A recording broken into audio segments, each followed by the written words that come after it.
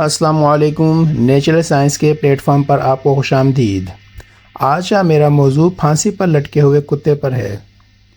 ایک بادشاہ سیر و تفریح پر نکلا، جاتے جاتے کہیں دور ہی نکل گیا۔ اس نے دیکھا کہ ایک گھر پہ جس کا مالک بہت سخی طبیعت کا مالک تھا، اس نے بادشاہ کی خوب مہمان نوازی کی۔ بادشاہ کی نظر جب پھانسی پر لٹکے ہوئے کتے پر پڑی تو گھر کے مالک سے اس کا سبب پوچھا، مگر مالک نے سب بتانے سے انکار کر دیا۔ حالانکہ بادشاہ نے اس کو اپنا تعارف بھی کرایا۔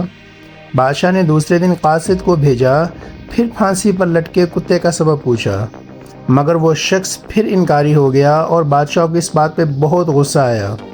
اس نے اپنے داروغہ کو بھیجا کہ اس شخص کو گرفتار کر کے لے آؤ۔ داروغہ نے حکم کی تعمیل کرتے ہوئے اس کو دربار میں پیش کر دیا۔ بادشاہ نے پھر پھانسی لگے کتے کا سبب پوچھا، مگر وہ پھر انکاری ہو گیا۔ تو بادشاہ نے اب اس کو لالچ دے کر سبب پوچھنے کی کوشش کی۔ تو اس شخص نے اس شرط پر کہ کچھ عرصہ بادشاہی اس کو دے دی جائے تو پھر سبب بتائے گا، مگر بادشاہ نے اس ڈر سے کہ کہیں مستقل قبضہ نہ کر لے انکار کر دیا۔ مگر پھر بادشاہ کو سکون نہیں آیا، حتیٰ کہ پھانسی پر لٹکے ہوئے کتے نے بادشاہ کی نیند حرام کر دی۔ آخر کار بادشاہ نے تنگ آ کر اس شخص کو بلایا اور بادشاہی اس کے حوالے کر دی۔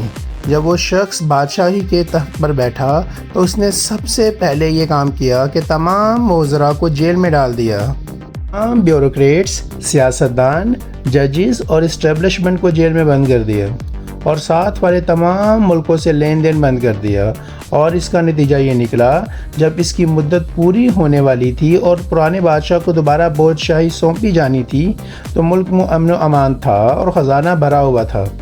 تو اس نے پھانسی پر لگے کتے کا سبب بادشاہ کو بتایا کہ میں ایک بیپاری ہوں اور میرا بھیڑ بکریوں کا ریوڑ تھا اور یہ کتا ان کی حفاظت کے لیے تھا، مگر میرے ریوڑ سے روزانہ ایک بکری غائب ہوتی تھی۔ تو جب میں نے سبب معلوم کیا تو پتہ لگا کہ یہ کتا ہی حفاظت کرنے کے بجائے بکریوں کو خود کھاتا اور دوسرے کتوں کو بھی کھلاتا تھا۔ تو میں نے اس کو بطور سزا اور عبرت کے پھانسی پر لٹکا دیا، اور میرے کتے کی طرح ہی تیرے وزیر اور باقی لوگ خود بھی خزانہ لوٹتے تھے اور دوسروں کو بھی لٹاتے تھے۔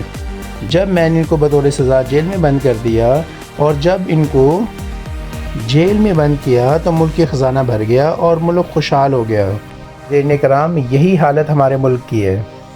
شروع سے لے کے اب تک ہمارے ملک کو سیاستدان، بیوروکریٹس کھاتے اور لوٹتے آ رہے ہیں۔